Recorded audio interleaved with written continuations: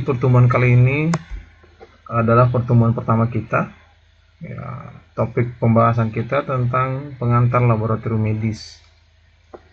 Ya, inginnya saya itu kita kenalan ya, di pertemuan pertama. Ya,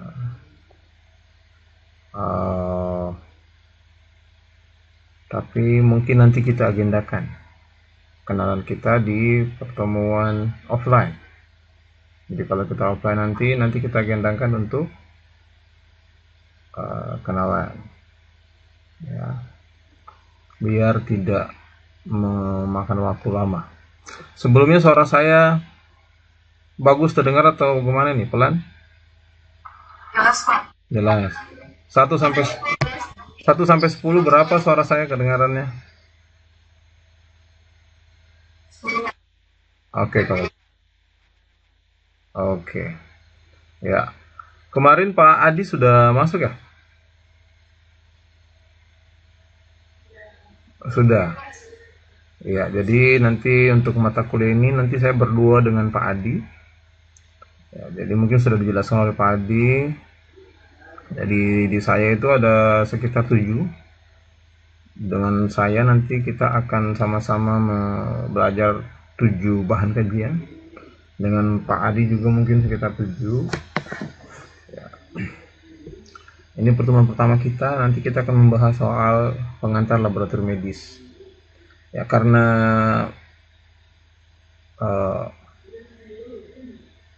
mata kuliah ini adalah mata kuliah praktikum, jadi beberapa model praktikum yang akan kita pakai dalam pembelajaran yang setiap bahan kajian mungkin akan berbeda.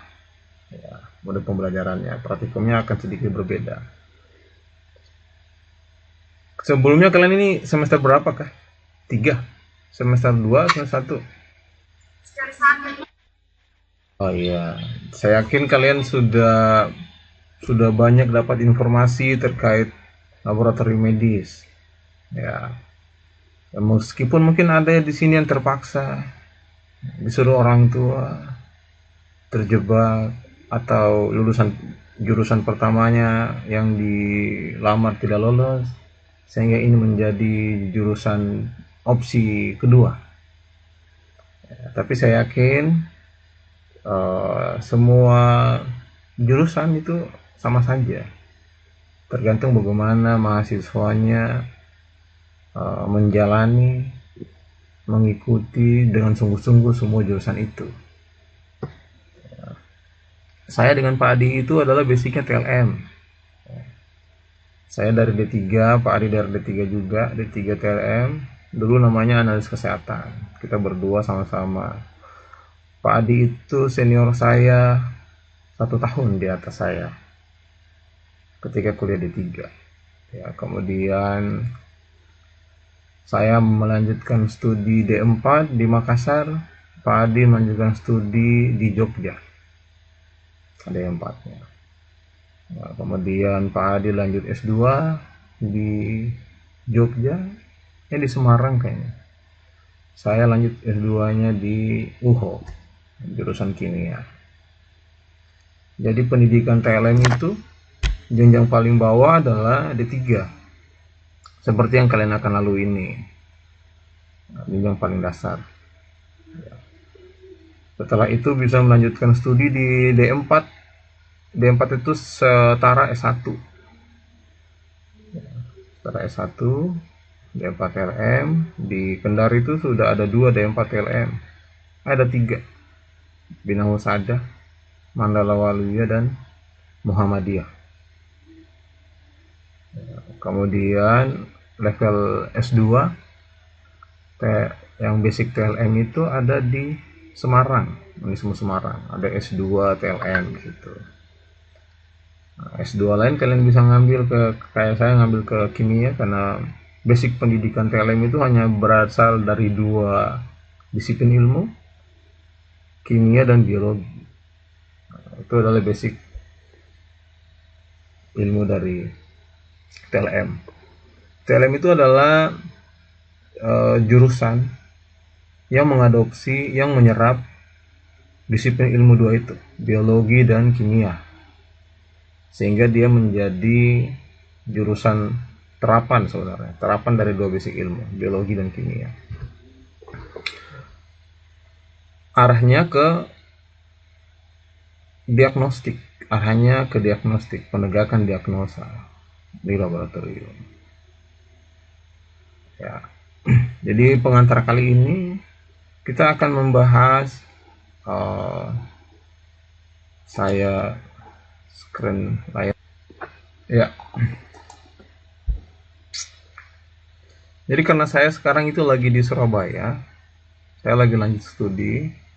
Mungkin nanti ketika saya di Kendari, nanti kita offline ya, temannya di kelas. Insya Allah mungkin ya 2 minggu depan saya di Kendari, nanti kita offline. Ya sebenarnya pengantar laboratorium medis itu adalah mata kuliah yang akan memberikan kalian gambaran seperti apa laboratorium medis itu. Kalau dulu itu sejarahnya di bawah 2017 itu nama TLM itu, teknologi laboratorium medis itu masih bernama analis kesehatan. Jadi saya dan Pak Adi itu gelarnya itu masih ahli media analis kesehatan, AMAK. Itu gelar pertama. Kemudian di atas 2017 ada sinkronisasi jurusan penamaan yang disetarakan secara internasional, karena di internasional itu tidak mengetahui istilah analis kesehatan. Yang mereka tahu adalah Medical Laboratory Technologies atau MLT. Yang kemudian MLT itu diadopsi di Indonesia, jadilah teknologi laboratorium medik. Sehingga semua jurusan pada saat itu berubah nama menjadi jurusan TLM. Ya. Kemudian di level D4 dulu namanya Sarjana Sains Terapan. Saya dan Pak Adi itu titelnya Sarjana Sains Terapan, SST.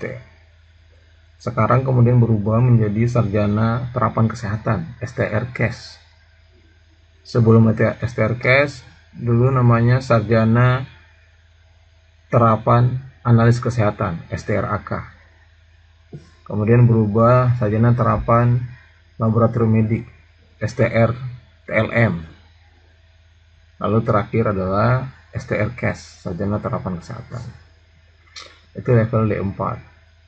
Ya. Untuk level S2 itu Magister Sains Terapan, ada MST atau MKes gitu. Tapi peminatannya Magister Sains Terapan. Nah, gambarannya seperti ini. Seorang TLM itu bekerjanya di lab. Jadi sangat sedikit kita kontak dengan pasien, kecuali ketika lakukan pengambilan darah. Nah, jadi TLM itu adalah tenaga-tenaga yang semi introvert, tidak bersosial dengan pasien. Jadi kalau ada yang suka, yang jiwanya introvert, cocok tuh. Teman kita cerita itu adalah sampel darah, urin, feses, dan semua cairan tubuh lain yang ada di rumah sakit yang akan diperiksa untuk mendeteksi penyakit. Nah,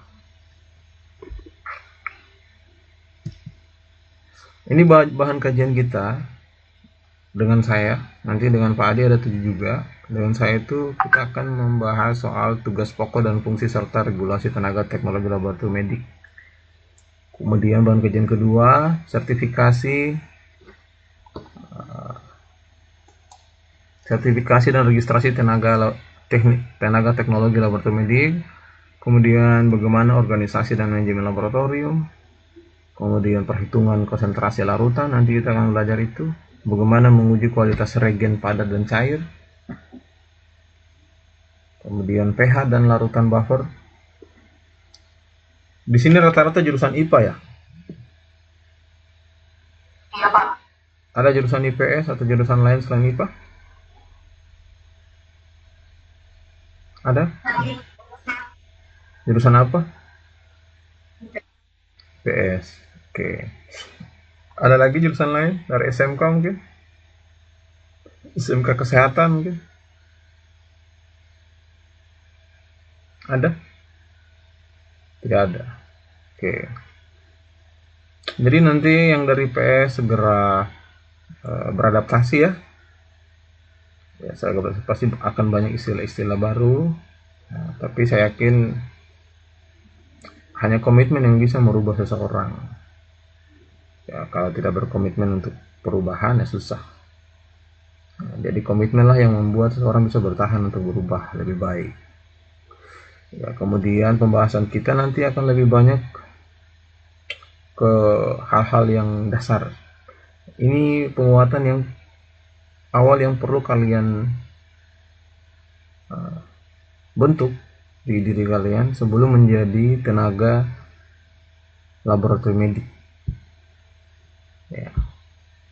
Silahkan model kita nanti, silahkan ketika saya menjelaskan, silahkan kalian kalau ada pertanyaan boleh langsung open mic-nya, langsung bertanya. Kalau ada mau ditanyakan juga silahkan di kolom komentar ya, boleh langsung saja. Kalau ada yang tidak dimengerti silahkan ditanyakan ya. Materi terakhir adalah dokumentasi SOP manajemen mutu dan pengolahan limbah B3 ya, nanti kita akan bahas ketujuh pembahasan ini selama 7 kali pertemuan dengan saya. Untuk itu pertemuan pertama kali ini kita akan mempelajari soal tugas pokok, fungsi serta regulasi tenaga teknologi laboratorium medik. Seperti apa tugasnya, tugas pokoknya, fungsinya serta regulasi apa yang mengikat seorang TLM. Ya. Tugas pokok dan fungsi serta regulasi tenaga teknologi laboratorium medik. Ya. Profilnya tadi saya sudah jelaskan bagaimana seseorang harus bisa menempuh pendidikannya, kemudian perubahan dari TLM itu dulunya analis kesehatan, dan peran strategis TLM. Peran strategis TLM itu adanya dalam penegakan diagnostik. Jadi di fasilitas pelayanan kesehatan, TLM itu adalah tenaga kesehatan yang membantu tenaga medis. Jadi tenaga medis itu adalah dokter, TLM, ATLM adalah tenaga kesehatan bersama dengan perawat dan tenaga kesehatan lainnya. Jadi peran strategis kita itu sangatlah sentral dalam penegakan diagnostik. Jadi dokter akan kesulitan menegakkan beberapa diagnosis dia terhadap beberapa penyakit kalau tidak ada hasil pemeriksaan laboratorium. Ya. Ada yang pernah dulu sakit kemudian diambil darahnya di puskesmas atau di rumah sakit? Ada?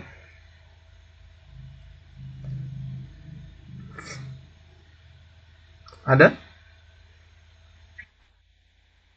Ada. Pernah? Ya, diambil darahnya. Ya, itu adalah salah satu contoh gambaran pekerjaan TLM.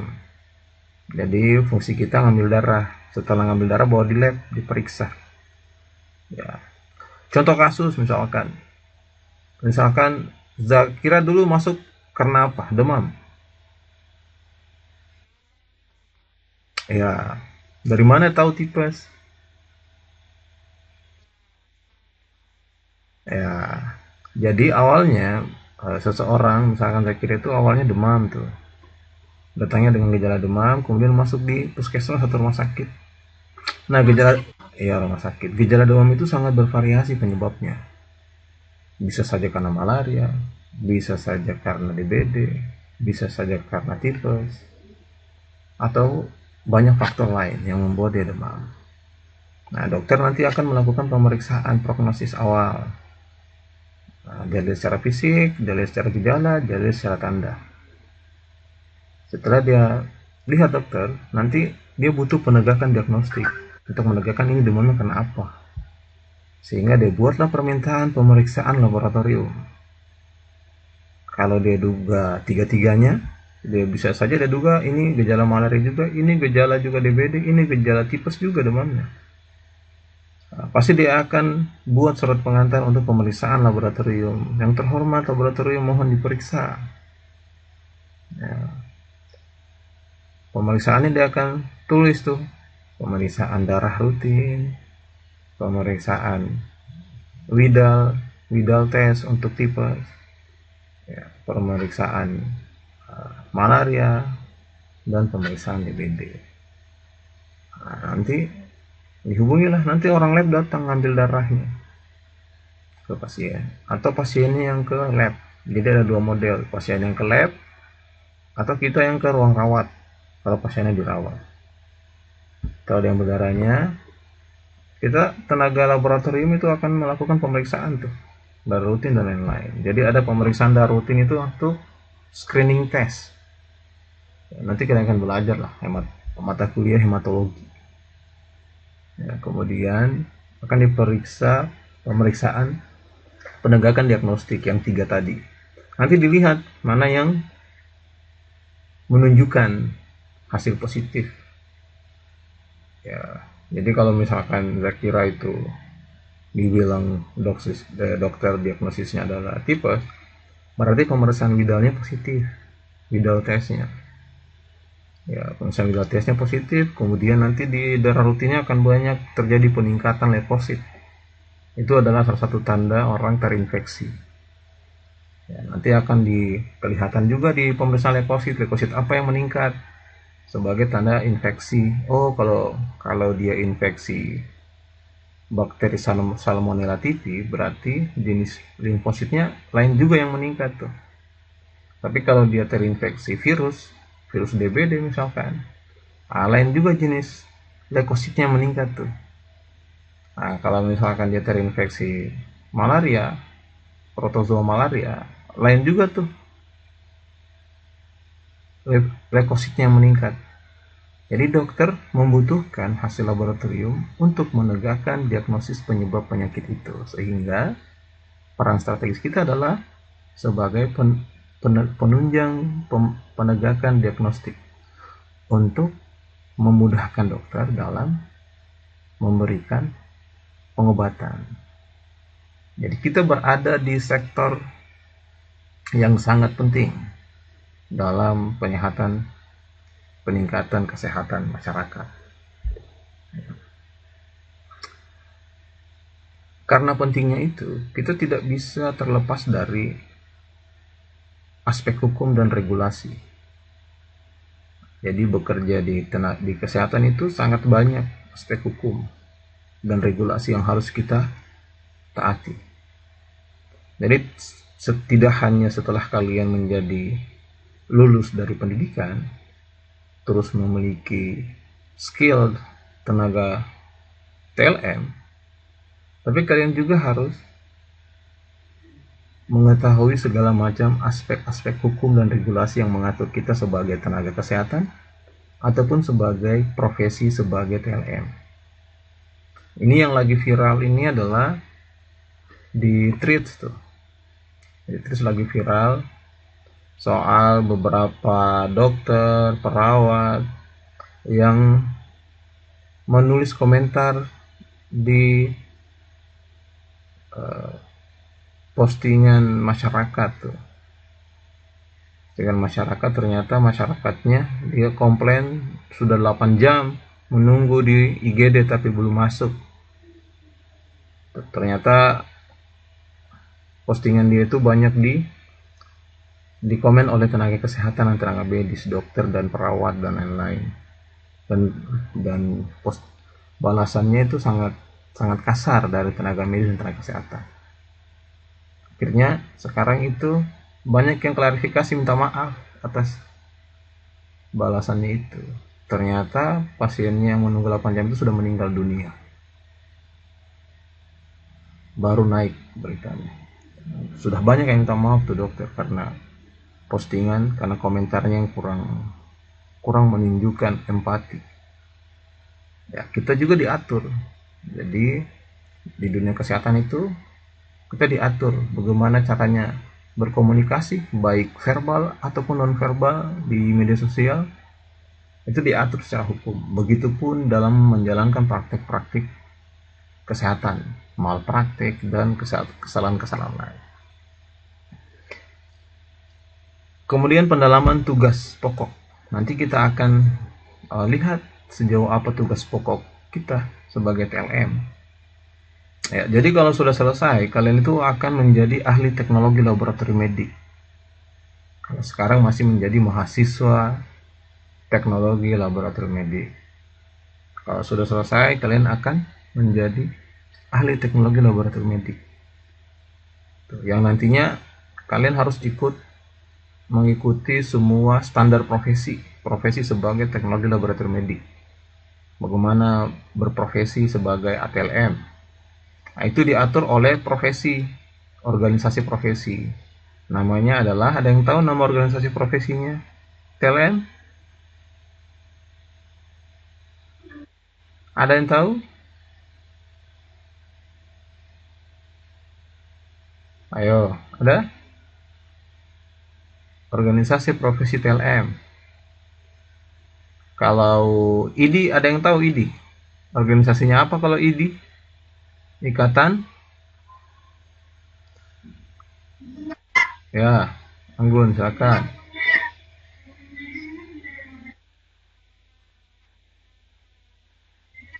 Kasih selesai saja dulu 15 menit. Nanti kalau dia habis, nanti buat baru aja. Toh? Ya.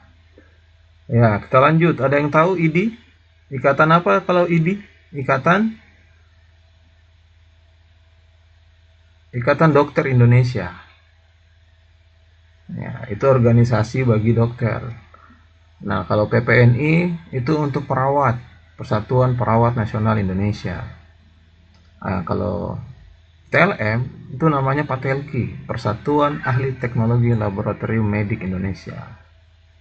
Nah, setelah kalian selesai, kalian harus mengikuti semua standar profesi yang diatur oleh organisasi profesi, namanya PATELKI. Kebetulan saya adalah pengurus provinsi, sekretaris PATELKI. Dan tahun ini juga saya menjadi pengurus pusat ya, untuk bidang organisasi di DPP PATELKI. Ya. Di pokok bahasan kita, standar profesi itu diatur banyak hal terkait semua standar yang berkaitan dengan prinsip-prinsip kerja sebagai TLM. Ya. Di bagian 4 nanti kita akan lihat nih bagaimana menjaga mutu, mengontrol mutu, K3, laboratorium digital dan etika hukum. Seperti apa TLM menjaga mutunya, mengamankan dirinya, kesehatan keselamatan kerjanya. Kemudian laboratorium sekarang itu sudah bertransformasi ke arah digital, banyak pemeriksaan-pemeriksaan yang terkoneksi dengan secara digitalisasi. Kemudian bagaimana etika hukum yang berlaku sebagai TLM. Ya. Profil dan evolusi profesi TLM. Jadi definisinya adalah TLM itu adalah tenaga kesehatan biomedis dengan kompetensi khusus dalam pelayanan pengujian material biologis maupun non manusia. Jadi kita sebagai TLM itu akan menjalankan kompetensi pengujian material biologis. Material biologis itu yang ada di tubuh manusia maupun yang non manusia. Yang non manusia itu adalah seperti pengujian air lingkungan, ya, untuk depot air minum, analis bisa periksa tuh, bisa masuk ke ruang itu. Kemudian pergeseran istilah, ini yang saya bilang bahwa dulu itu transformasi sebutan profesi dari analis kesehatan, kemudian menjadi ahli teknologi laboratorium medik, dan sekarang dengan peraturan baru itu berubah menjadi tenaga TLM, tenaga teknologi laboratorium medik. Jadi ahlinya menghilang, bergeser menjadi tenaga TLM. Ya, jadi posisi strategis kita adalah mata. Kita adalah mata bagi dokter. Kita adalah mikroskop bagi dokter untuk melihat semua penyebab inti dari penyakit. Ya, jadi dokter betul-betul membutuhkan TLM yang kompeten. Kalau kita salah mendiagnosis, bisa saja Zakira itu sebenarnya bukan tipes kemarin demamnya, tapi dia malaria. Nah, kalau ATLM-nya salah, dia tidak akan mendiagnosis benar dokternya. kalau ATL-nya salah. Karena dokter bisa akan menegakkan dan secara gejala, dokter akan lihat, oh ini gejalanya ke tipes. Tapi dia butuh hasil akhir lagi yang betul menegakkan dugaan dia, dugaan dokter. Apa itu? Harus bisa dibuktikan bahwa ada bakteri penyebab tipes, yaitu bakteri Salmonella typhi. Nah, siapa yang menjadi mata itu? TLM. Jadi kita yang harus memeriksa apakah ada bakteri Salmonella typhi penyebab tipes itu. Nah, dilakukan pemeriksaan Widal test untuk menegakkan itu. Seperti itu. Sehingga keputusan klinis itu hampir 70, bahkan lebih dari 70% bergantung dari hasil laboratorium. Lebih dari 70% bergantung dari hasil laboratorium. Tanpa hasil laboratorium, seseorang yang demam bisa saja disalah kasih obat. Harusnya dia demam karena DBD, tapi dikasih antibiotik sama dokter karena tidak periksa LEPA. Itu yang salah. Sehingga seseorang, pasiennya, dia minum terus antibiotik, padahal penyebab penyakitnya bukan dari bakteri, tapi dari DBD virus.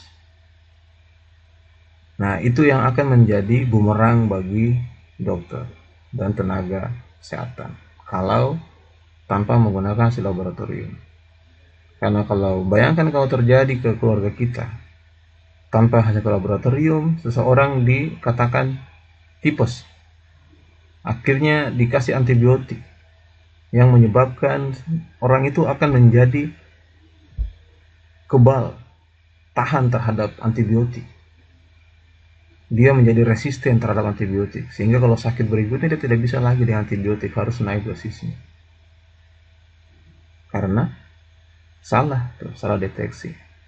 Karena virus DBD dikasih antibiotik itu tidak akan mempan. Makanya pengobatan DBD, pengobatan setiap penyakit itu berbeda-beda. Penegakannya harus berdasarkan hasil laboratorium yang kuat. Landasan hukum utama yang kita gunakan dalam berlaboratorium adalah Undang-Undang Nomor 17 Tahun 2023. Ini mengatur semua tenaga kesehatan di undang-undang ini. Jadi kodifikasi hukum, laboratorium masuk tenaga biomedis itu ada di sini. Undang-Undang Nomor 17 Tahun 2023 tentang kesehatan. Dia mengelompokkan rumpun TLM itu masuk ke dalam kelompok tenaga kesehatan biomedis. Ya. Kemudian aspek standarisasi. Di dalam sini itu sudah terjadi penyelarasan standar pelayanan laboratorium di seluruh Fasiankes di Indonesia. Di undang-undang ini. Ini perlu kalian, nanti tinggal download saja. Kalian tinggal unduh, tulis saja tuh Undang-Undang Nomor 17 Tahun 2023. Kalian harus baca. Bagaimana menjadi tenaga kesehatan. Supaya nanti tidak jadi tenaga kesehatan yang viral-viral sekarang itu. Ya. Lagi sekarang gampang viral. Ya. Lalu ada namanya regulasi STR, surat tanda registrasi bagi tenaga kesehatan. Jadi kalau sudah selesai pendidikan, nanti menjadi tenaga TLM harus memiliki surat tanda registrasi. Dulu surat tanda registrasi ini berlaku tiap 5 tahun. Tapi sekarang dengan undang-undang baru yang tadi itu sekarang sudah menjadi STR seumur hidup. Jadi satu kali diurus langsung berlaku seumur hidup. Ya. Syarat penerbitannya adalah harus punya ijazah pendidikan tinggi TLM dan punya sertifikat kompetensi kelulusan uji kompetensi nasional. Jadi nanti senior-senior kalian ini yang sudah tingkat 3 itu sedang berjuang mendapatkan sertifikat kompetensi. Ada uji kom namanya. Nanti kalian juga akan melalui itu. Jadi 2 ini yang menjadi syarat kalian bisa mendapatkan STR. Untuk apa? Fungsinya adalah untuk fungsi kontrol. Jadi meskipun seumur hidup, STR dapat dibekukan jika terjadi pelanggaran berat etika, disiplin, dan hukum. Jadi kalian tidak bisa bekerja kalau tidak punya STR. Meskipun kalian sudah lolos, dapat ijazah, tapi kalau tidak lolos ujian kompetensinya, tidak bisa urus STR. Nah, tidak bisa kerja. Seperti itu. Nah, setelah memiliki STR, Seorang tenaga TLM juga harus memiliki surat izin praktik SIP.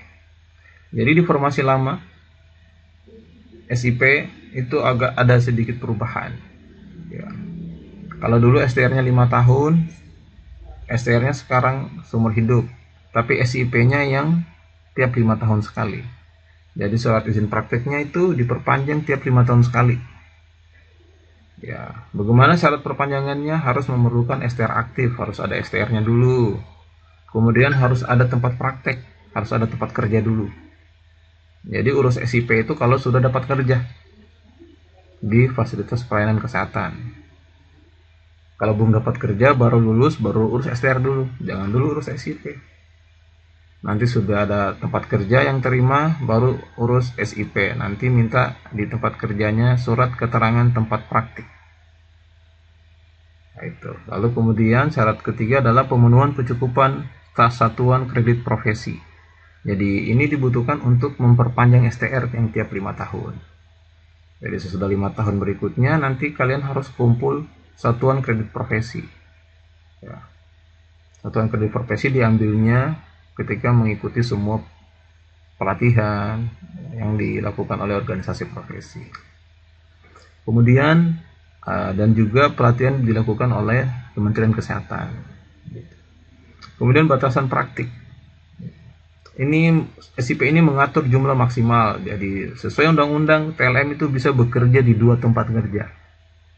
Jadi bisa di puskesmas, bisa di lab klinik, bisa di 2 rumah sakit, maksimal 2 tempat kerja. Ya, itu sudah diatur di undang-undang tadi. Nah, ada portal Satu Sehat SDMK dan manajemen SKP. Nah, ini portal Satu Sehat SDMK ini dimiliki oleh Kementerian Kesehatan. Jadi semua adalah sentralisasi data. Semua data di sentral, data kita ada di situ semua ketika menjadi tenaga TLM. Jadi pengurusan SKP, STR, SIP itu bisa melalui itu. Punya Kementerian Kesehatan. Diatur oleh negara. Kemudian akumulasi SKP. Jadi SKP itu nanti dikumpul untuk memperpanjang SIP tiap 5 tahun. Apa-apa saja, terus saya bilang ikut seminar, ikut pelatihan, jurnal, pengabdian masyarakat, dan lain-lain. Jumlah akumulasi SKP kita tiap 5 tahun itu harus sampai 50 SKP. Nanti diambil dari setiap seminar.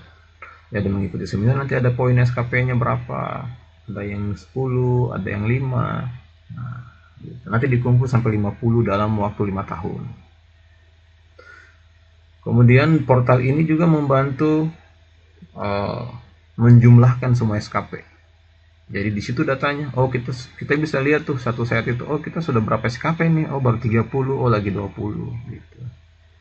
Di portal ini juga, di website ini juga bisa melihat transparansi. Jadi menghilangkan peran pihak ketiga, tenaga TLM memantau capaian profesional mereka secara langsung dan secara digital. Jadi tenaganya, TLM-nya bisa melihat sendiri capaiannya dan capaian profesionalismenya. Lalu ada disebut dengan standar kompetensi. Nah, ini adalah standar kompetensi kerja. Ya, kalau di pendidikan ada juga standar kompetensi pendidikan TLM.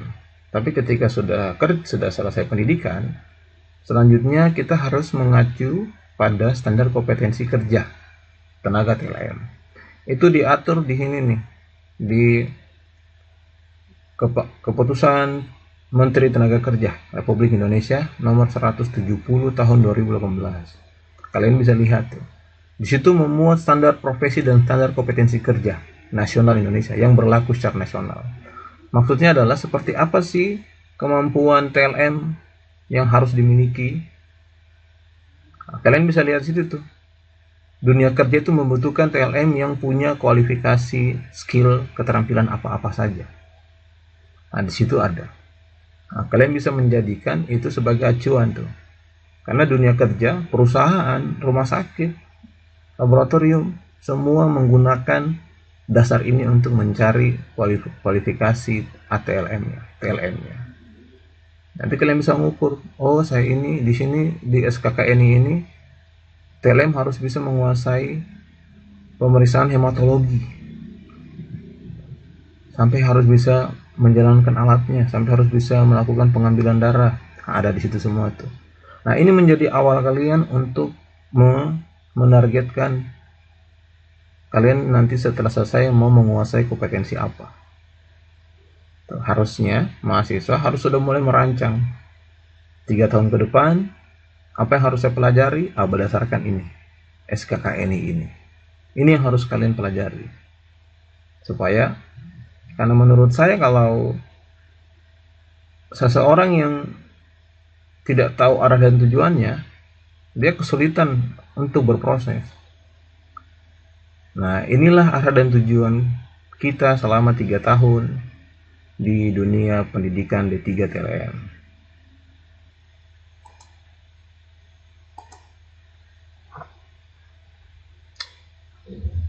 Ya, kita lanjut ya. Ya.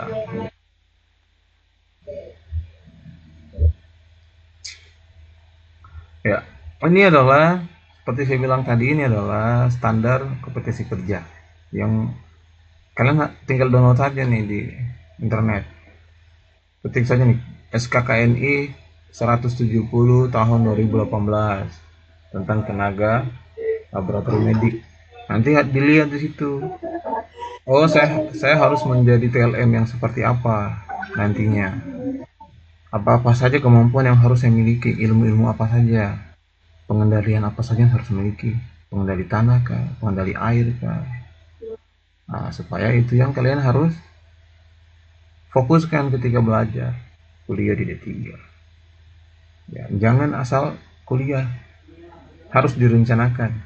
Kita rencanakan pun itu masih belum ada jaminan bahwa kita bisa sukses, apalagi kalau tidak direncanakan. Ya, di SKKNI itu mengatur kompetensi utama. Apa itu? Kita harus mampu menguasai semua metodologi konvensional hingga instrumen mutakhir yang mengatur bagaimana menjadi TLM. Yang saat ini tuh lebih banyak ke arah molekuler, berbasis molekuler. Tetapi konvensionalannya juga ada. Dari jadi metode konvensional, dari manual sampai berbasis molekuler, kalian harus bisa mendapatkan ilmunya ketika kuliah di D3. Soft skillnya, keterampilannya apa? Kalian harus punya komunikasi interpersonal. Jadi itu diatur juga ketika menjadi tenaga kesehatan. Kita harus punya komunikasi yang baik dengan sesama tenaga kesehatan ataupun komunikasi yang baik ke pasien. Ya, misalkan kita lagi ambil darah, ya, harus dikomunikasikan dengan baik dengan pasien. Jangan langsung datang, mana ini ya, Bu Fitri, langsung ambil darah, langsung buka lengan, langsung tusuk. Dia ada komunikasi yang baik. Ya, kita memperlakukan pasien harus seperti kita mau diperlakukan seperti apa. Ya. Kemudian soft skill-nya adalah kerjasama tim, interprofesi. Jadi yang saya bilang tadi, komunikasi dengan dokter, komunikasi dengan perawat, komunikasi dengan kesmas, kesling, bahkan sampai komunikasi dengan cleaning service. Karena cleaning service juga sangat berperan dalam membantu kita. Tuh. Misalkan kita mau menggunakan alat, tapi alatnya masih kotor. Nah, cleaning service lah yang membantu kita membersihkan. Atau terjadi tumpahan, ada tumpahan darah di lantai, cleaning service yang membantu kita. Kemudian kita harus bisa memiliki manajemen emosi. Jadi emosi sangat mempengaruhi kinerja di laboratorium, khususnya tenaga kesehatan. Jangan pakai emosi kalau kerja, karena bisa fatal hasilnya.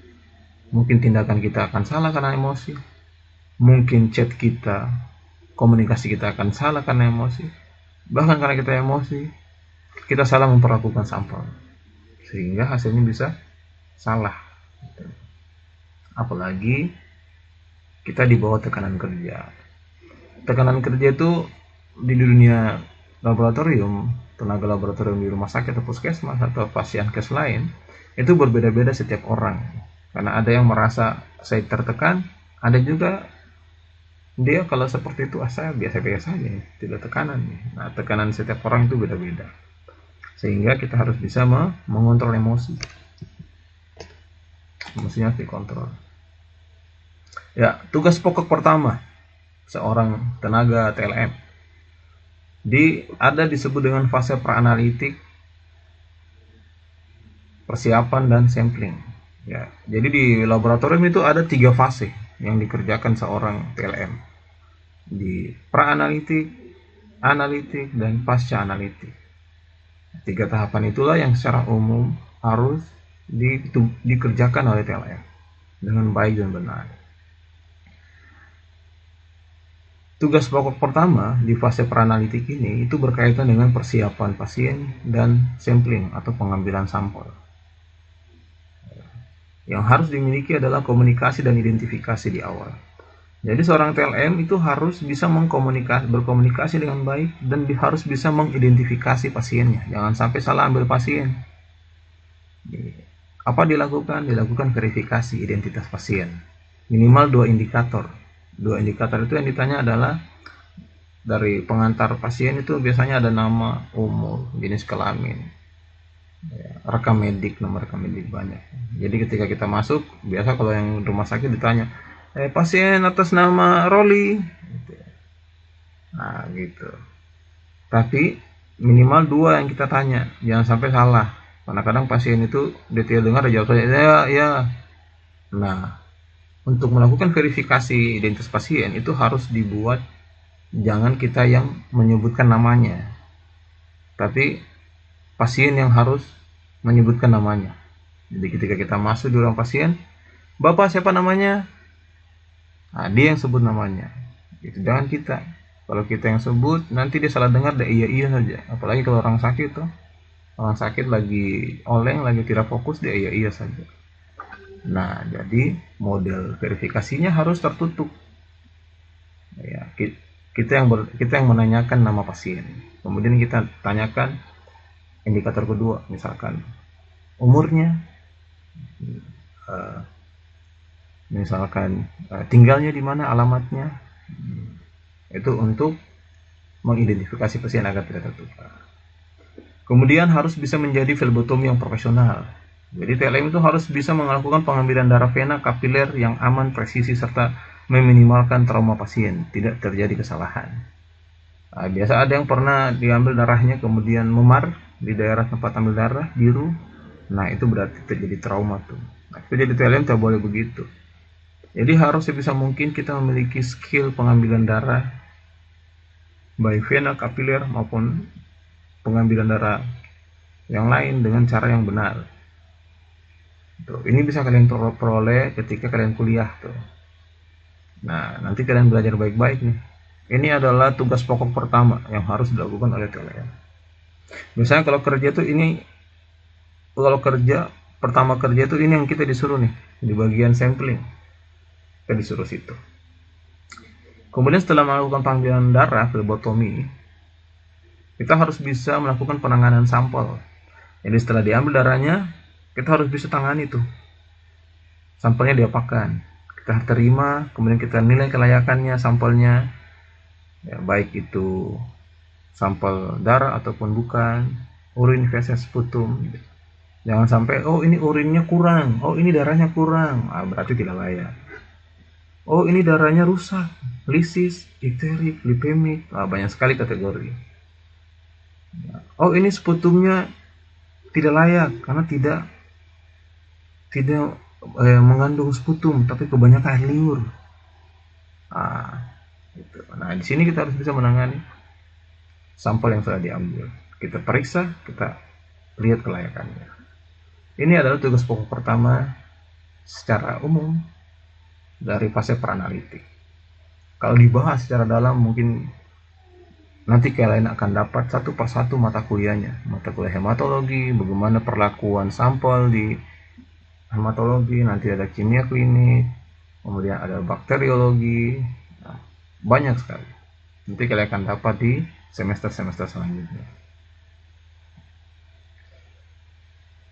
Kemudian tugas pokok kedua di fase praanalitik adalah triase sampel. Jadi kita harus bisa memisahkan sampel sito dan yang non sito. Jadi di triase itu itu sampel dikerjakan berdasarkan kegawat daruratan. Ya, ada dikenal dengan pasien CITO atau SITO. Nah, ini yang harus didahulukan ketika ada pasien dengan status SITO. Berarti ini status darurat harus dikerjakan duluan hasilnya. Kemudian setelah ngambil darah, kita lakukan proses pengolahan spesimen. Pengolahannya biasanya ada yang menggunakan proses sentrifugasi.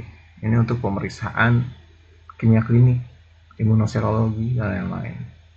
Nanti kalian harus bisa mengatur kecepatan RPM alat sentrifusnya, waktu putarnya berapa, ya apa itu serum atau plasma. Kita harus lihat, oh ini hemolisis, ini tidak, apa-apa saja yang mempengaruhi sentrifusnya gagal. Nah, nanti kalian akan belajar ini masuk pengolahan spesimen tugas pokok kedua. Kemudian distribusi alur kerja. Jadi setiap sampel itu ada pengkodean. Jadi setiap orang, misalkan pasien Roli itu kodenya beda dengan pasien Ishak misal. Nah, nanti pengkodean sekarang itu sudah canggih. Kalau dulu itu manual, tulis di tabungnya, tabung darahnya. Kalau sekarang itu untuk menghindari salah tulis atau menghindari hilangnya tulisannya, itu biasanya sekarang sudah pakai pengkodean atau barcode, sistem barcode. Jadi barcode-nya yang menempel di situ. Jadi menghilangkan kesalahan fatal untuk pasien yang tertukar datanya atau datanya tidak bisa dibaca. Nah, ini sistem barcode ini menggunakan teknologi. Lalu tugas pokok ketiga adalah fase analitik. Di sini adalah fase kedua setelah peranalitik. Jadi fase analitik. Di sini mengacu terhadap pengujian tugas pokoknya. Ya, seperti saya bilang tadi banyak pengujian di sini. Ada hematologi, ada kimia klinik. Ini berkaitan dengan penghitungan sel darah, fungsi organ kalau kimia klinik, lihat fungsi organ hati, pemeriksaan SGOT GPT, fungsi organ ginjal, ya ureum kreatinin, lipid untuk kolesterol dan gula darah, dan masih banyak lagi. Kemudian ada pemeriksaan untuk imunoserologi, mikrobiologi untuk deteksi seperti yang tadi mikroba, HIV, hepatitis, dan uji sensitivitas antibiotik. Ada lagi patologi anatomi dan molekuler. Jadi patologi anatomi berkaitan dengan tumor dan kanker, sedangkan molekuler berkaitan dengan DNA, PCR.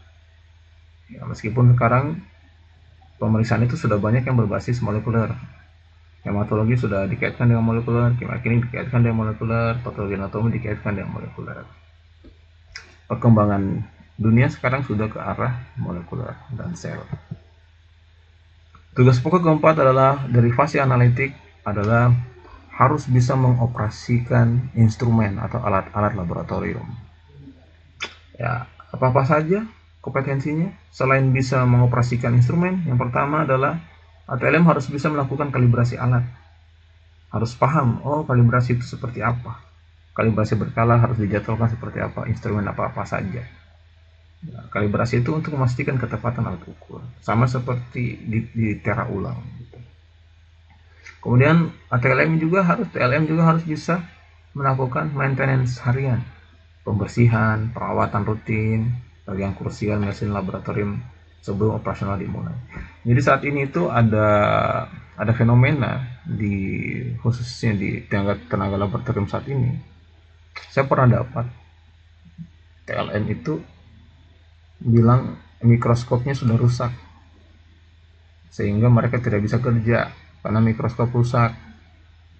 Pas saya cek, ternyata rusak karena lensa mikroskopnya itu berjamur sebenarnya.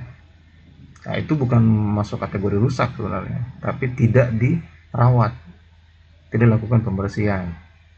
Nah, ini kelemahan ATLM saat ini. Kebanyakan setelah mengerjakan sampel, dia tidak lakukan perawatan, pembersihan alat-alat yang digunakan.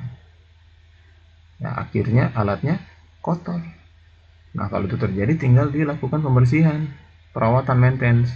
Nah, ATLM masih banyak yang tidak mau atau tidak punya skillnya. Tapi menurut saya kurang peduli dengan dunia kerjanya. Susah kalau seperti itu. Jadi sekali lagi saya ingatkan, kalian harus paham nih maintenance alat. Oh, kalau alat ini bagaimana maintenance-nya? Karena kalau digunakan gampang, yang sulit itu adalah membersihkan. Kalau alatnya dibersihkan nanti cepat rusak. Nanti kejadiannya kayak seperti itu. Kayak jangan jadi TLM yang malas. Harus cari tahu bagaimana maintenance hariannya. Seperti itu. Kemudian TLM juga harus tahu bagaimana cara troubleshooting. Jadi di alat itu biasanya ada kode-kode ketika dia error. Oh, ada muncul kode ini error nih. Ada muncul kode ini error nih. Nah, TLM harus punya kemampuan untuk mendeteksi kode error pada alat, kemudian bisa menganalisis, oh kalau kodenya itu penyebab kerusakannya apa, oh kalau penyurusannya itu tindakan perbaikannya apa. Nah, TLM harus bisa memiliki kemampuan itu, troubleshooting, sehingga ini akan sangat kuat diajar di mata kuliah instrumen. Ya, jadi kekuatan ini ada di mata kuliah instrumen karena harus betul-betul belajar dengan sungguh-sungguh di instrumen. Ya, karena kalau tidak belajar sungguh-sungguh nanti kerja jadi di puskesmas biasanya TLM-nya yang satu, nanti pusing. Dapat alat enak kalau banyak TLM-nya senior bisa kita minta ajar, tapi kalau tidak ada itu yang susah.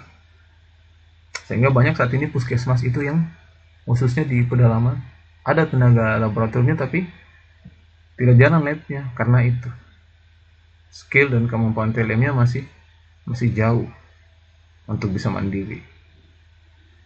Nah, kemudian tugas pokok kelima adalah di fase ketiga, tahap pasca analitik. Jadi tadi setelah tahap pra-analitik, kemudian tahap analitik, dan ketiga adalah tahap pasca analitik. Di sini diharuskan bisa menguasai verifikasi dan pelaporan. Jadi tenaga D3 TLM itu harus bisa melakukan verifikasi teknis.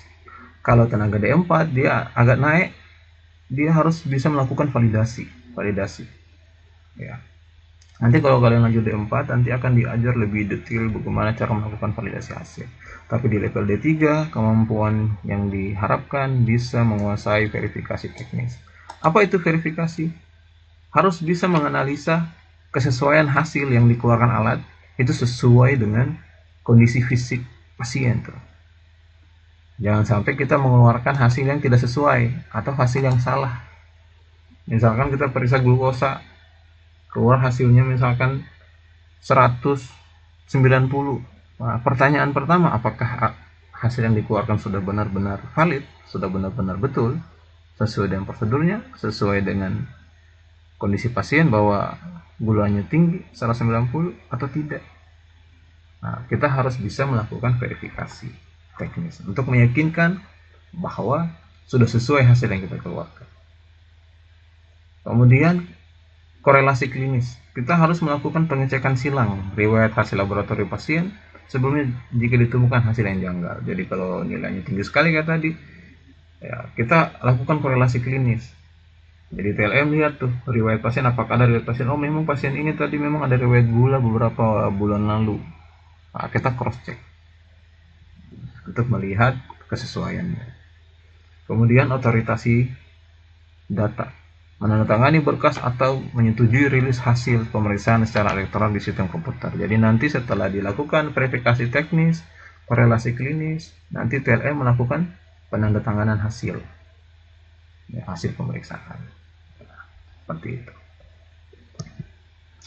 Tugas pokok ke-6 di pasca analitik adalah ada lagi istilah disebut dengan nilai kritis.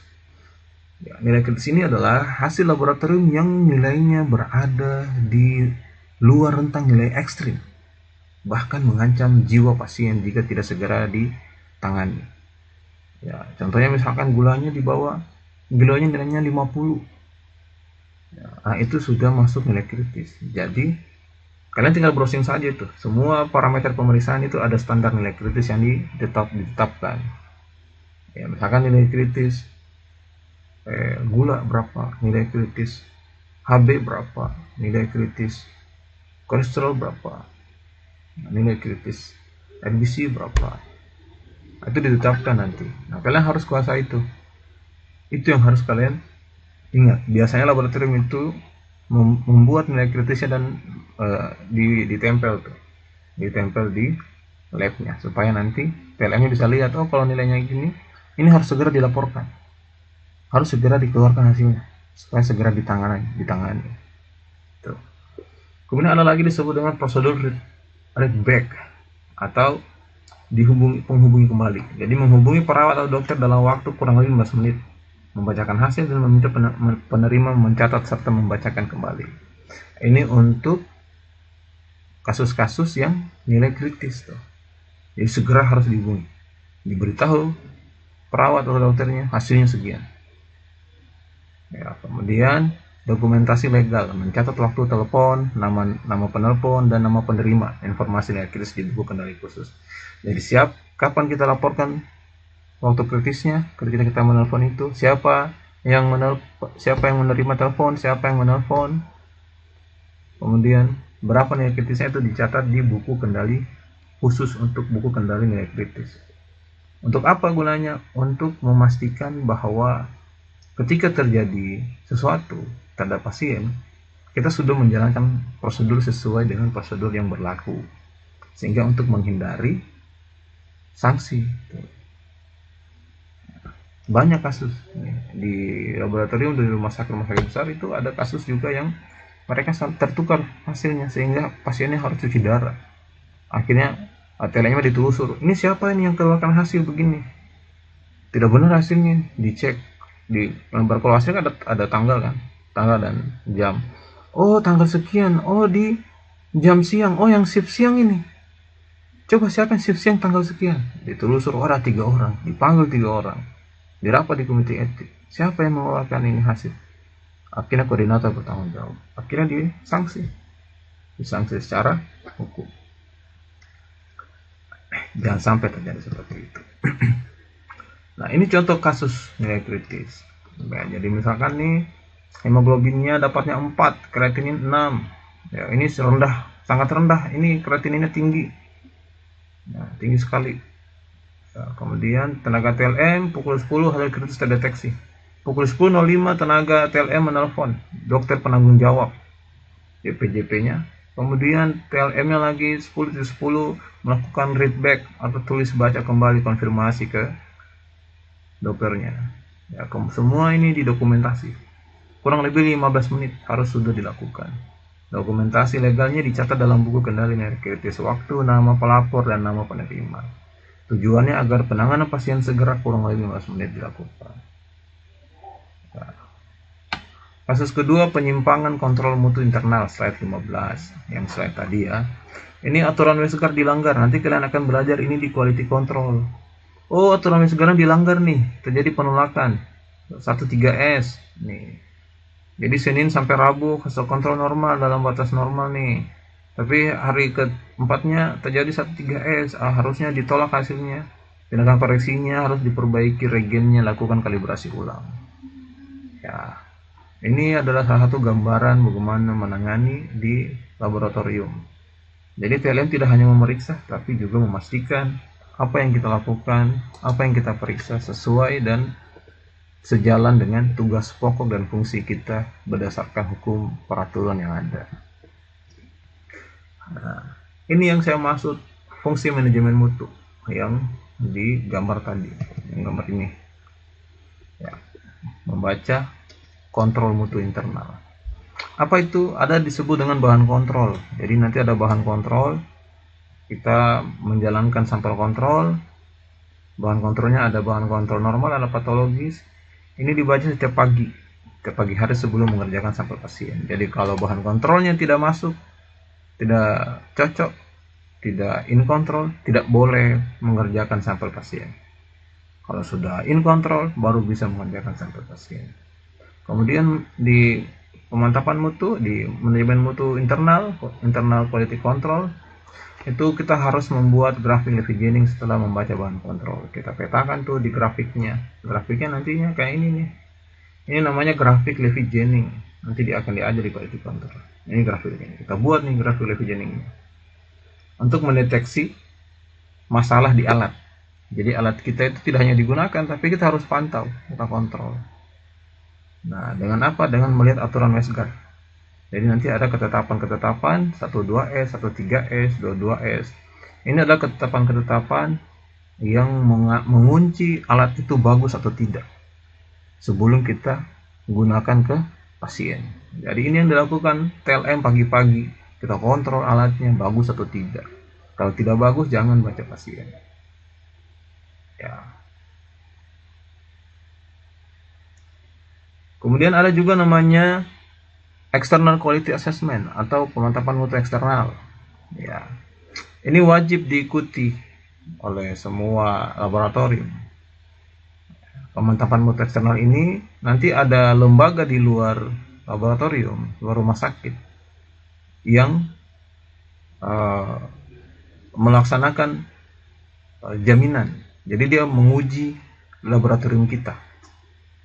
Dia uji kita punya laboratorium. Jadi nanti dia akan kasih sampel ini dia sudah tahu nilainya berapa nih glukosanya misalkan. Tapi dia tidak kasih tahu kita.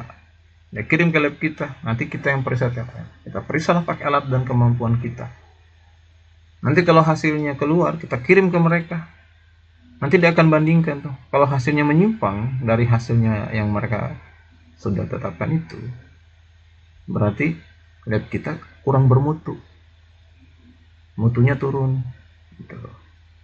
Nah, bisa jadi karena alat kita, metode kita tidak bagus, akurasinya jelek, atau enggak tenaga TLM-nya yang kurang berkompeten.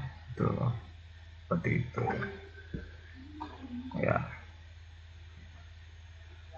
Ya, ini namanya uji banding. Dia kirimkan sampel buta.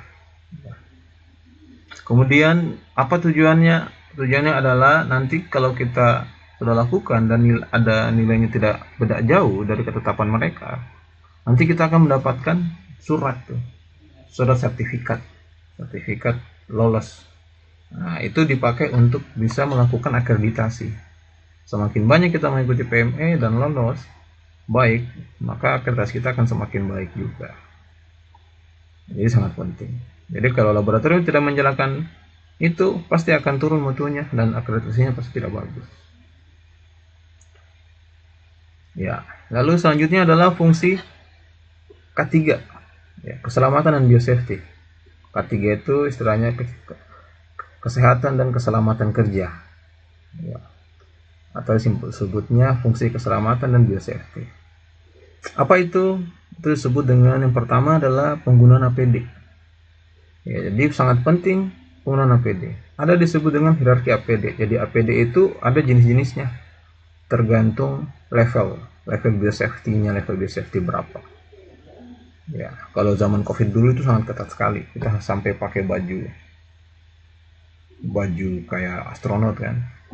Ya, karena tingkat kontaminasinya tinggi. Gitu. Ini berbeda. Ya, secara umum dia menggunakan baju hazmat atau jas lab, kemudian sarung tangan atau nitril, atau yang handphone, kemudian masker medis atau N95. Ada juga menggunakan kacamata pelindung. Nah, ini dibilang sesuai tingkat risiko paparan patogen. Makanya di zaman COVID itu karena paparan patogennya sangat tinggi, jadi bajunya luar biasa itu. Tidak pakai jas lab, pakai baju hazmat, tertutup dari badan sampai bawah. Maskernya bukan masker medis biasa tapi N95 tuh, dan pakai kacamata penutup. Itu bergantung dari itu. Di lab juga seperti itu.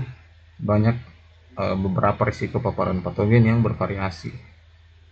Kemudian ada disebut dengan BSC, Biosafety Cabinet. Ini khusus untuk mengerjakan infeksi-infeksi yang sangat tinggi, seperti mengerjakan dahak TBC ataupun virus berbahaya. Jadi harus di dalam alat ini, Biosafety Cabinet. Nanti ada level-levelnya, BSC level 1, level 2, level 3, berdasarkan tingkat paparan risikonya. Kemudian ada lagi penanganan tumpahan atau spill kit, handle spill. Handle spill ini menggunakan spill kit. Jadi nanti ada box, di situ berisi semua peralatan untuk menangani tumpahan, baik tumpahan medis ataupun tumpahan kimia, tumpahan asam kuat atau bahan infeksius. Nah, di situ sudah ada tuh, mulai dari masker, baju, handphone, dan beberapa netralizer lain. Jadi kalau kimia itu pakai penetralisir jika tumpahannya, biasanya pakai klorin untuk mencegah penularan. Ya. Kemudian fungsi pengelola medis. Jadi setelah segala aktivitas di lab itu akan mengeluarkan limbah. Fungsi kita juga harus bisa mengelola limbah medis laboratorium. Nah, secara umum seperti ini nih, nanti secara lengkap akan diajar secara detail bagaimana pengolahan limbah medis ya di mata kuliahnya. Kayaknya ada mata kuliah K3 ya nanti. Ya. Secara umum ada namanya limbah infeksius, dia itu biasanya ditandai dengan kantong berwarna kuning. Ya, plastik kuning untuk sisa sampel, tabung darah, sarung tangan bekas dan kasa yang terkontaminasi biologis. Ya, semua sampel yang terkontaminasi itu diletakkan di situ. Nah, lalu limbah tajam itu ditaruh di safety box. Jadi seperti jarumnya spoit, lancet atau pecahan kaca objek itu ditaruh di safety box. Jadi dipisahkan nanti ketika jarum dilepas, jarum spoit yang sudah digunakan, jarumnya dibuang di safety box, sering plastik itu dibuang di infeksius yang kuning. Gitu. Kemudian ada namanya limbah cair dan kimia. Nah, ini diurai atau ditangani dengan menggunakan instalasi pengolahan air limbah khusus, ya, IPAL medis. Ya, jadi sebelum semua air buangan dari rumah sakit sebelum dibuang di badan lingkungan itu harus melewati instalasi pengolahan air limbah IPAL. Nanti kalian akan belajar di K3 kalau tidak salah. Nanti akan dibahas bagaimana pengolahan IPAL-nya. Ya, instalasi pengolahan air limbah. Intinya semua limbah-limbah itu akan masuk ke IPAL besar itu, lalu diolah, lalu nanti dibuang. Ya, ada juga sebenarnya pengolahan limbah medis untuk yang padat. Ya, jadi misalkan jarum suntik tadi, kemudian botol-botol, kemudian organ-organ, nah itu diolah dengan sistem insinerasi, insinerator alatnya. Itu dibakar dengan suhu 1000 derajat Celcius, jadi semua akan jadi abu, betul-betul jadi abu. Nah, biasa rumah sakit itu butuh izin untuk menjalankan insinerator itu. Nah, ada juga yang sulit untuk mengadakan alat itu karena mahal dan izinnya sangat tinggi. Ya, biasanya mereka kerjasama dengan pihak ketiga yang menyelenggarakan itu. Kalau di Sulawesi Tenggara itu biasanya pakai meter hijau. Jadi meter hijau yang ngambil. Jadi Pasienkes hanya menyediakan tempat penyimpanan limbah padat sementara. Jadi semua limbah-limbah padatnya itu yang bukan cair, yang di plastik kuning ini tadi, ini disimpan di TPS, tempat penyimpanan sementara limbah B3. Simpan di situ, nanti tiap 1 bulan akan datang tuh mobil pengangkut insinerator itu. Nanti dia bawa pihak ketiga itu untuk dia bakar di insinerator untuk jadi abu. Seperti itu. Ya, saat ini pemeriksaan pengerjaan laboratorium sudah berbasis digital. Nah, rekam medisnya sudah berbasis elektronik. Ya, jadi ada integrasi. Ya, ini namanya list laboratorium informasi sistem. Jadi alat sekarang itu sudah canggih, kita tidak menulis tangan hasilnya. Jadi sudah terkoneksi. Jadi alat, kita baca sampel, alatnya langsung keluar hasilnya langsung terkoneksi ke komputer. Kalau dulu listnya ke komputer, baru kita print. Nah, kita tidak lagi mencatat berapa HB-nya, catat baru pindahkan ke komputer baru diketik. Nah, tidak seperti itu. Sekarang sudah listnya langsung terkoneksi, langsung translate ke Word tuh. Langsung kita memprint. Nah, sekarang lebih canggih lagi dihubungkan dengan HIS, Hospital Informasi System. Jadi semua satu rumah sakit itu bisa melihat hasil laboratorium. Nah, tinggal dikeluarkan nanti ruang perawatan tinggal lihat di situ. Oh, hasilnya sudah di situ. Oh, ini hasilnya centra di ruang perawatan ini. Oh, ini hasilnya Bapak ini. Dia tinggal cek sudah keluar atau tidak. Itu sudah dihubung dengan HIS. Kemudian implementasi rekam medis elektronik. Ini menjadi wajib saat ini. Jadi semua pengiriman data hasil laboratorium secara instan ke sistem satu data kesehatan nasional. Jadi Kementerian Kesehatan sekarang sudah membuat RMA elektronik. Jadi semua hasil laboratorium bisa dilihat oleh Kementerian Kesehatan. Kemudian keamanan data cyber. Jadi menjaga integritas data hasil lab dari kebocoran, modifikasi ilegal atau serangan cyber atau ransomware. Nah, ini sekarang yang sudah dikembangkan terkait digitalisasi di laboratorium. Ya. Lalu etika profesi seperti apa? Etika profesi, perlindungan hukum dan penutup. Ya, jadi kerahasiaan pasien itu harus kita jaga. Hati-hati, saya sering beritahu ke beberapa, karena saya adalah pengurus profesi, khususnya di Sulawesi Tenggara. Jadi saya berusaha setiap ATLM yang sudah bekerja, saya selalu beritahu kalau foto di lab, hati-hati jangan sampai di belakang kita memfoto muka kita ternyata terdetek tuh nama pasien terbaca. Oh, bahaya. Sekarang itu bahaya seperti itu. Jadi kita harus merahasiakan hasil pasien. Ya, atau enggak kita karena ini kita foto tabung lagi bekerja supaya update status lagi bekerja, ternyata terfoto data pasien, nama pasien. Nah, itu tidak boleh. Itu kita bisa diberi sanksi tuh. Masyarakat bisa ajukan tuh. Jadi harus hati-hati bekerja apalagi zaman sekarang. Betul-betul semua harus hati-hati. Hak privasi mutlak pasien harus dilindungi. Pasien berhak atas kerahasiaan pasien. Kemudian akuntabilitas hukum. Setiap tindakan pengerjaan sampel harus dapat ditelusuri siapa pelaksananya secara digital maupun manual. Sehingga nanti ketika terjadi malpraktik seperti saya cerita tadi, itu bisa ditelusur masalahnya di mana. Ya, saya tidak sedang menakut-nakuti adik-adik sekalian bagaimana bekerja di laboratorium, tetapi saya sedang menunjukkan bagaimana menjadi TLM yang profesional. Karena kita tidak ingin ketika terjadi sesuatu itu terjadi di keluarga kita, sehingga sebisa mungkin di TLM itu kita mengerjakan sesuatu harus mengacu ke diri kita. Kita tidak ingin keluarga kita mendapatkan masalah seperti itu. Makanya kita harus profesional dalam bekerja. Nah, karena itu adalah tugas fungsi kita sebagai TLM yang itu melekat secara hukum, tugas fungsi itu. Nah, itulah yang disebut dengan malpraktik. Ketika seorang tenaga kesehatan atau tenaga medis tidak menjalankan tugas dan fungsinya sesuai dengan aturan yang berlaku, itulah disebut dengan malpraktik.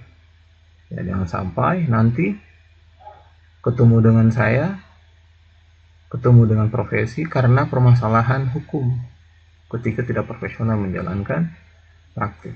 Jangan sampai. Setidaknya ketemu dengan saya, ketemu dengan profesi dalam proses peningkatan kualitas, mengikuti pelatihan, meningkatkan skill yang positif.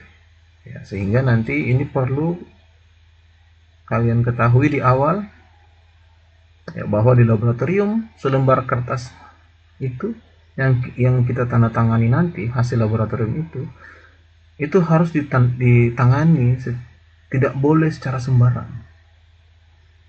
karena itu yang menentukan hidup dan mati seorang pasien. Regulasi yang ada, standar operasional prosedur yang ada, itu dibuat bukan untuk memperlambat kerja kita, tetapi dibuat untuk melindungi keselamatan pasien sekaligus menjadi benteng hukum bagi profesi kita, melindungi kita sebagai tenaga kesehatan. Jadi segala aspek tugas dan fungsi melekat di dalamnya hukum dan tata aturan untuk melindungi pasien dan untuk melindungi kita sebagai tenaga kesehatan. Ya, seperti itu ya tugas fungsi kita, ya, pokok bahasan kita terkait pengantar, tugas pokok, fungsi, dan serta regulasi tenaga laboratorium. Jadi sekali lagi saya sampaikan, tugas pokok dan fungsi kita selalu melekat regulasi. Jadi ketika bekerja sebagai PLN, jangan bekerja berdasarkan hati, tetapi berdasarkan regulasi. Apa aturan yang berlaku di rumah sakit itu, apa aturan yang berlaku secara nasional, itu yang harus kita lakukan. Tugas itu yang kita lakukan. Ya. Tidak boleh ditambah, tidak boleh dikurangi. Karena akan berakibat fatal terhadap tenaga kita sendiri. Ya. Sampai di situ kira-kira ada pertanyaan yang ingin didiskusikan, silahkan.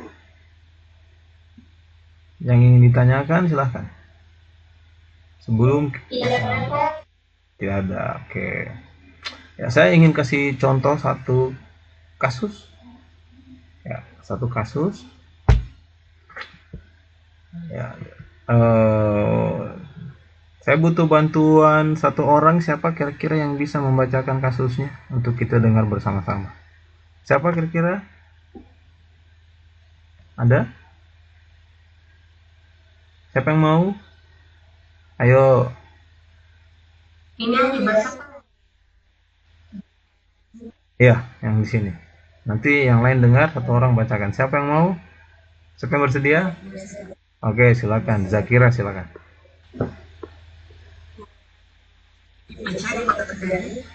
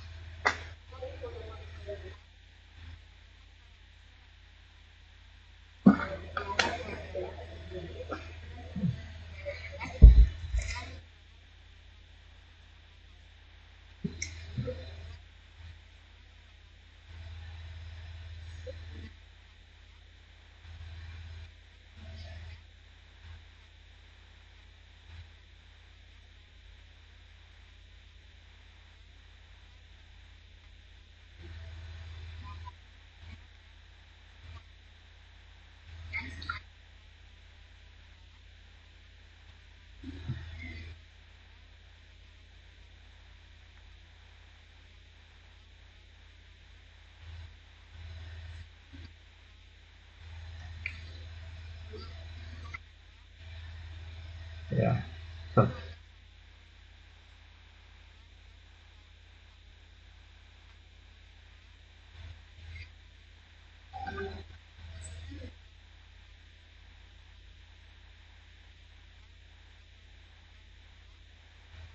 Lalu kritis wajib validasi dan tanda tangan.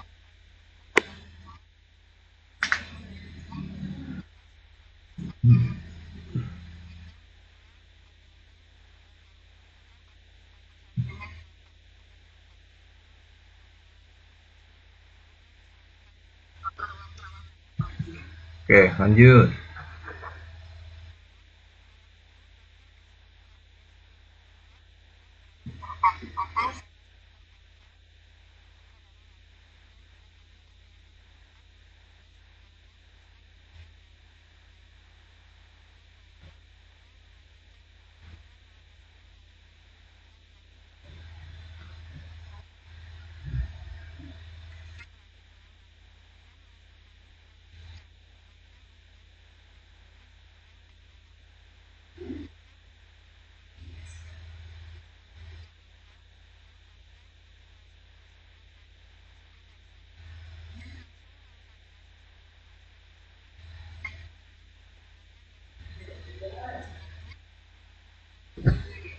Berdasarkan hasil kritis tersebut,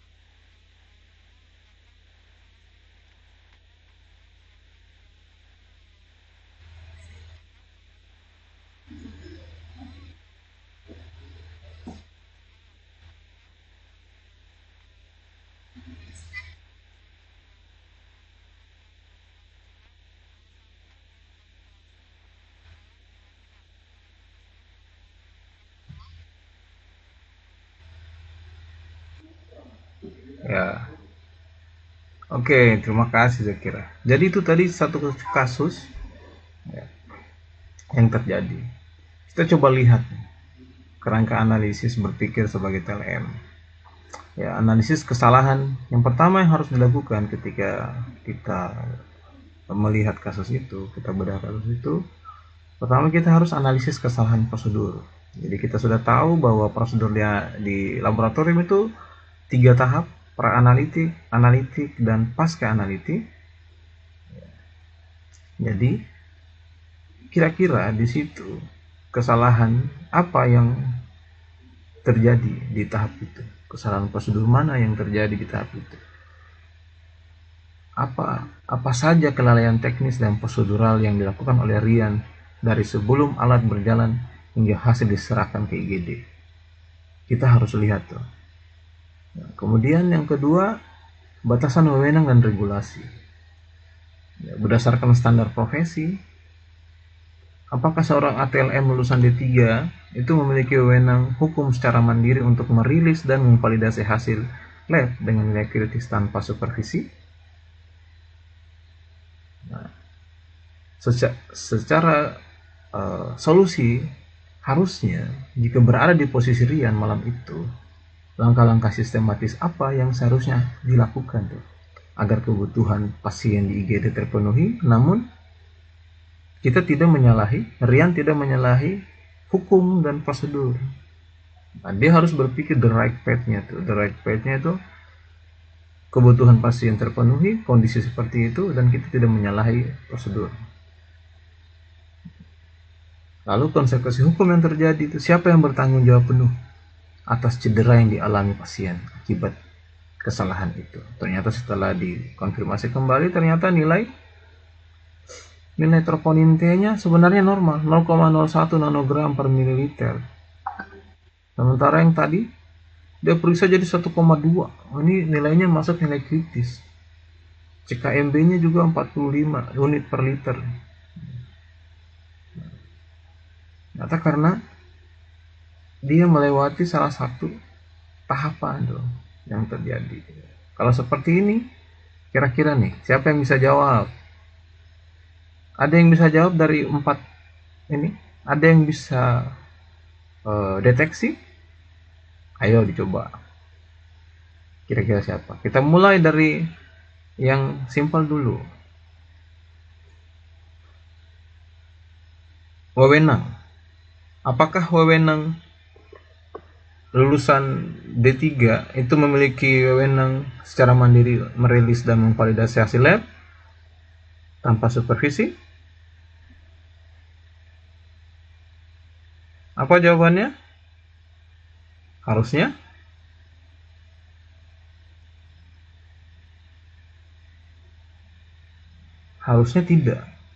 tidak memiliki wewenang. Dia harus didampingi oleh supervisi. Itu regulasi yang ada. Jadi yang berhak mengeluarkan nilai kritis, memvalidasi itu adalah lulusan DPJP-nya, dokter penanggung jawabnya, atau kalau tidak ada itu paling tidak D4-nya. Nah, itu yang kesalahan pertama yang sangat memberatkan Rian. Coba kita lihat tuh. Kesalahan pra-analitik yang timbul, analisis kesalahan prosedur. Jadi dia lalai terhadap kontrol kualitas. Ya, di tahap pra-analitik, kita sudah tahu bahwa Rian tidak melakukan pengecekan visual pada kualitas sampel serum pasien sebelum dimasukkan ke dalam alat. Ia melewatkan fakta bahwa sampelnya ikterik. Dia melewati tahap tugas pokoknya dalam menilai sampel layak atau tidak layak. Ternyata sampelnya ikterik tuh, yang menyebabkan terjadi inferensi optik sehingga alatnya membaca tinggi nilainya karena adanya bilirubin tinggi. Nah, ini mempengaruhi kalau sampelnya ikterik, itu akan mempengaruhi troponinnya. Nah, dia lewatkan itu. Kemudian itu tahap analitik yang dilewati. Kemudian tahap analitik, dia lalai dalam melakukan verifikasi. Ketika alat mengeluarkan hasil yang sangat ekstrim, troponin 1,2, Rian tidak melakukan pemeriksaan ulang atau running duplo atau pengecekan kalibrasi atau kontrol alat untuk memastikan bahwa hasil tersebut bukan merupakan kesalahan sistem. Jadi harusnya ketika keluar hasilnya tinggi, Rian harus melakukan pengecekan kontrol alat kembali, lalu dibaca ulang sampelnya. Nah, itu yang dilewati. Kemudian kesalahan di tahap pasca, pelanggaran alur rilis hasil. Rian langsung mencetak, menandatangani, dan menyerahkan hasil nilai kritis tersebut ke IGD tanpa melalui jalur otorisasi dan validasi oleh pihak yang berwenang, dokter SPPK atau ATLM senior. Ini yang dilewati secara prosedur. Wow. Secara kewenangan, berdasarkan standar profesi ATLM, Kepmenkes, dan pembagian kompetensi jenjang pendidikan, lulusan D3 kewenangannya sampai aspek teknik pelaksanaan pemeriksaan lab. Untuk proses validasi klinis akhir, interpretasi hasil kompleks, dan pelaporan nilai kritis, itu wewenangnya berada di tangan D4 atau strata 1 atau di bawah supervisi langsung dokter spesialis patologi klinik. Nah, regulasinya tindakan Rian melanggar asas keselamatan pasien Undang-Undang Kesehatan Nomor 17 Tahun 2003 terkait pemenuhan standar profesi dan standar pelayanan. Seseorang tidak diperbolehkan mengambil keputusan klinis tingkat lanjut yang berada di luar batas sertifikat kompetensi atau surat izin praktiknya. Ya, jadi dia sudah melewati ini. Rujukannya ini. Ya.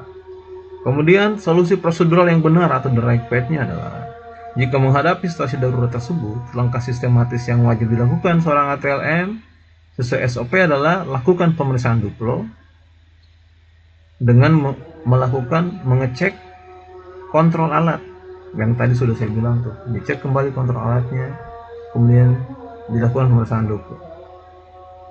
Kemudian setelah itu hubungi dokter DPJP-nya, on call, hubungi dokter spesialisnya meskipun di tidak ada tempat tapi di kontak tuh, di calling, melaporkan nilai kritis tersebut beserta kondisi sampel yang iterik. Jadi iteriknya dia harus pastikan lagi untuk meminta persetujuan validasi darurat. Kemudian harusnya dia gunakan komunikasi efektif saat melaporkan hasil kritis secara verbal kepada perawat IGD. Dalam kondisi darurat, gunakan teknik tulis baca konfirmasi. Tulis nama pelapor, baca ulang hasil, dan minta perawat mengkonfirmasi ulang sebelum hasil fisik dikirim. Ya, seperti itu. Lalu dokumentasikan pada buku nilai kritis, ini yang dilewati juga. Dia tidak catat jam penemuan hasil, jam pelaporan, nama dokter SPK yang menyetujui, dan nama perawat IGD yang menerima laporan di buku log. Ini kritis karena panik tuh. Konsekuensinya apa? Tanggung jawab secara hukum kesehatan, tanggung jawab dalam kasus ini bersifat renteng atau berbagi antara individu dan institusi. Jadi individunya akan dapat, institusinya akan kena. Jadi Rian secara pribadi kena pidana, dapat dituntut atas azas kelalaian berat, culpa lata, karena mengabaikan SOP teknis dan memvalidasi hasil di luar kewenangannya. Hal ini melanggar etika profesi patenki dan berisiko mendapatkan sanksi administratif berupa pembekuan, STR, SIP, hingga tuntutan pidana cedera fisik pada pasien. Lalu bagaimana rumah sakit? Rumah sakitnya akan kena perdata. Pasal 1367 KUHP Perdata dan Undang Kesehatan, rumah sakit bertanggung jawab atas kerugian yang ditimbulkan oleh kelalaian karyawannya. Rumah sakit dinilai lalai dalam manajemen operasional karena membiarkan laboratorium tipe C berjalan pada shift malam tanpa adanya sistem supervisi yang jelas atau tidak menyiagakan tenaga ahli patolog penanggung jawab, ya, DBCP-nya. Nah, dari kasus itu bisa menunjukkan bahwa menjalankan tugas dan fungsi sebagai tenaga TLM tidak hanya serta-merta kita bekerja begitu saja, tetapi selalu melekat aspek hukum dari semua tugas pokok kita. Bahkan berkomunikasi saja itu melekat aspek hukum. Apalagi zaman sekarang yang masyarakat sangat mengerti akan hal-hal seperti ini. Sehingga di laboratorium, seperti saya bilang tadi, selembar kertas hasil yang kita tanda tangani secara sembarangan bisa menjadi penentu hidup dan mati seorang pasien. Regulasi dan SOP dibuat bukan untuk memperlambat kerja kita, melainkan sebagai pelindung keselamatan pasien, sekaligus benteng hukum bagi profesi kita sendiri dan juga kita sebagai tenaga TLM.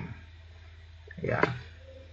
Jadi inti dari tugas pokok dan fungsi itu selalu melekat regulasi tenaga TLM yang harus dipatuhi dan betul-betul serius sebelum terjadi kesalahan yang lebih besar. Oke, bisa dimengerti kasus kita tadi ya? Bisa ditangkap ya?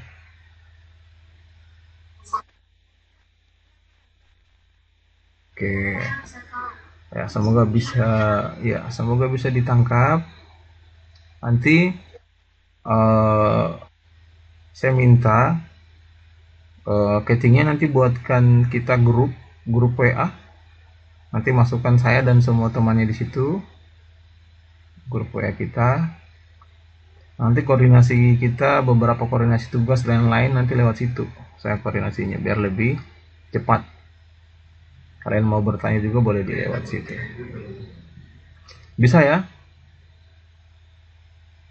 Dibuatkan? Nah, oke. Ya, jadi pertama buat itu, kemudian yang kedua saya minta buat 4 kelompok. Kalian berapa orang? 50 ya? Ya, 50 itu buat 4 kelompok, nanti dibagi. Ketingnya bagi ya. Bagi secara adil 4 kelompok. Nanti saya kasih tugas untuk praktikum. Jadi praktikum kita nanti berbasis metode case based learning. Nanti saya memberikan kasus. Nanti silahkan kalian diskusi secara kelompok. Tiap kelompok beda kasusnya. Diskusikan secara kelompok. Lalu minggu depan dipresentasikan. Tiap kelompok. Ya, H-1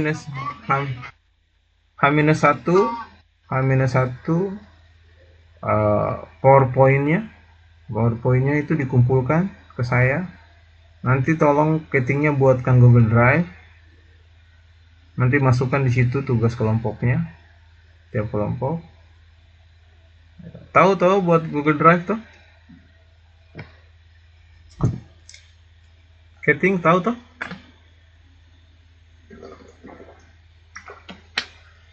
Nanti dipelajari ya. Nanti dibuat Google Drive, nanti dimasukkan. Setiap kelompok membuat PowerPoint. Kalian sudah pernah bikin tugas begini kah? Belum?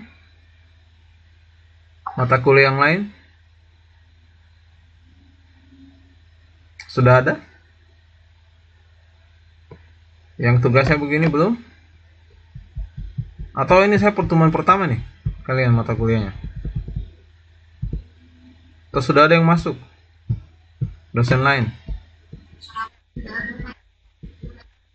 Ya, sudah ada yang begini tugasnya? Belum?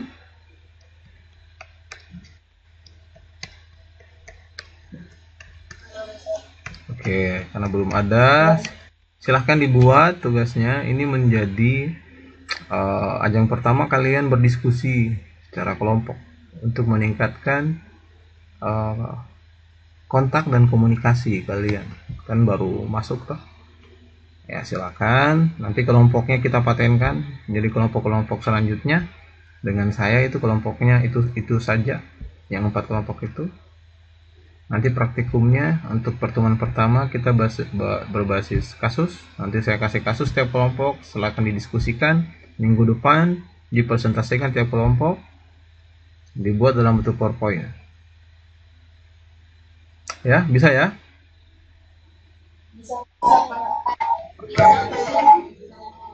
Nanti nama-nama kelompoknya tolong dikirimkan ke grup kita ya, grup WA ya. Nanti dibuat grup WA-nya. Ya, ini tugas kelompok 1. Ya. Topiknya kelalaian laboratorium klinik sehat Sentosa. Ya, tidak tahu ini nama lab mana ini.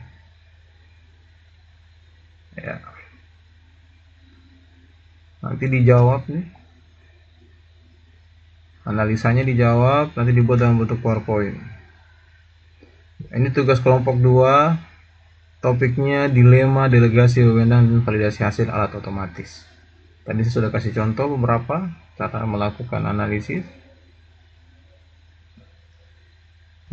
Kemudian kelompok 3, topik malpraktik, peranalitik, dan pelanggaran kode etik rahasia pasien. Kasusnya seperti ini.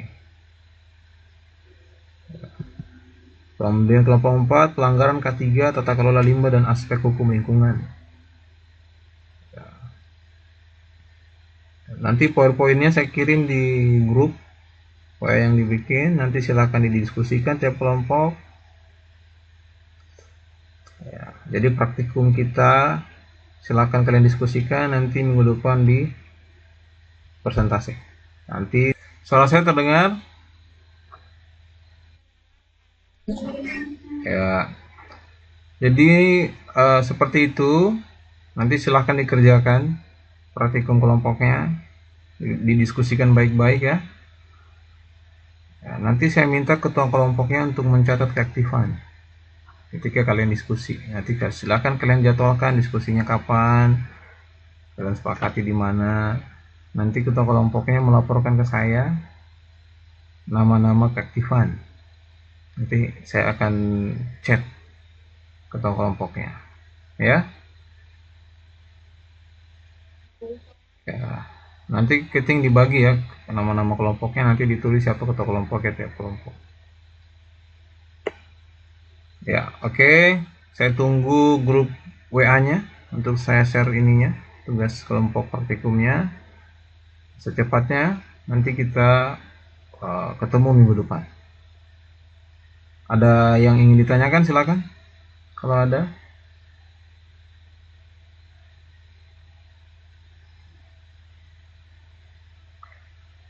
Tidak ada?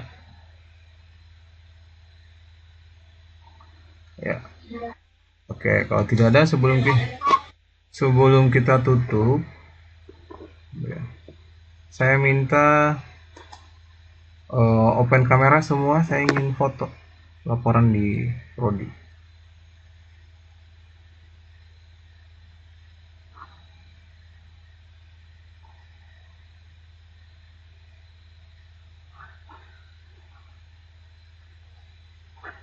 Udah.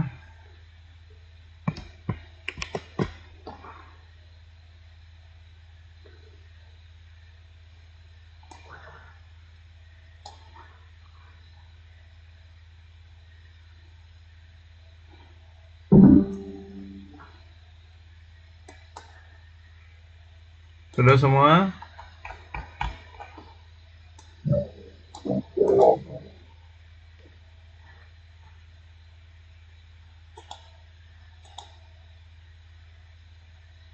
Ya, 1, 2, 3.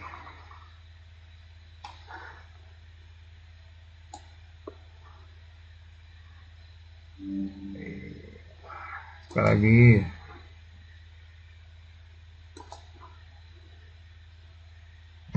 Satu, 2, 3.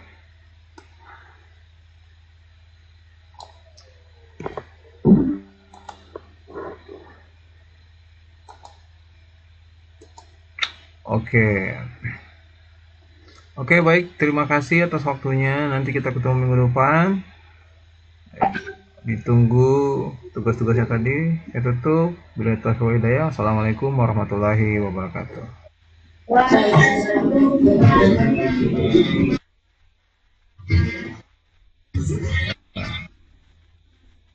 Ya, ayo ya. Ya, sama-sama. Ya. Nanti keting di absen ya. Ketingnya di absen ya. Ketingnya silakan di absen. Ya, saya live ya.